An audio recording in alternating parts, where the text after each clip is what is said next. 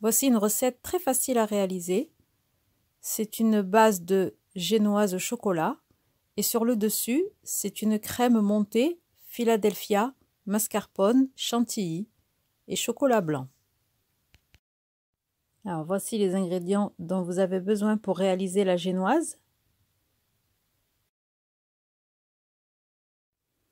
Un ustensile très pratique pour tamiser la farine, la levure et le cacao.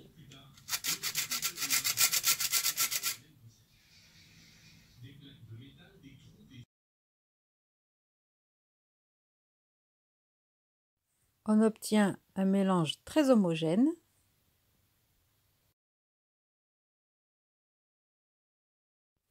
Alors j'ai utilisé un moule en forme de cœur, une petite idée quand ce sera la période de la Saint-Valentin.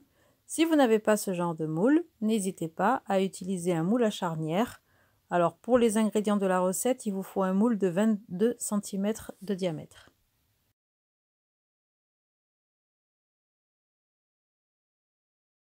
Comme vous pouvez le voir, grâce à la levure, le gâteau est bien monté.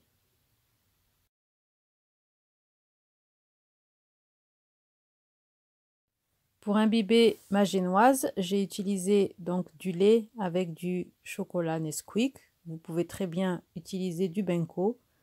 Vous piquez votre gâteau à l'aide d'un pic à brochette et vous arrosez. Donc là, c'est ma crème mascarpone Philadelphia Chantilly. Je vous mets les ingrédients en commentaire. J'ai également mis du chocolat blanc fondu. Donc moi, j'avais déjà la crème prête, car 2 jours avant, j'avais réalisé un cheesecake. Et cette crème-là, je l'utilise également pour faire des tiramisu, sans œuf, pour les gens qui ne supportent pas de manger l'œuf cru. Et vous voyez, comme elle était au frigo, je la détends bien à la cuillère pour pouvoir après napper la génoise. Après avoir imbibé donc la génoise avec le lait chocolaté, bien sûr, on a laissé refroidir la génoise et il ne nous reste plus qu'à étaler la crème, décorer à l'aide d'une fourchette ou autre. J'ai mis des copeaux de chocolat blanc, vous pouvez très bien mettre des copeaux de chocolat noir, et j'ai parsemé de paillettes alimentaires. Et voilà, on obtient un beau gâteau.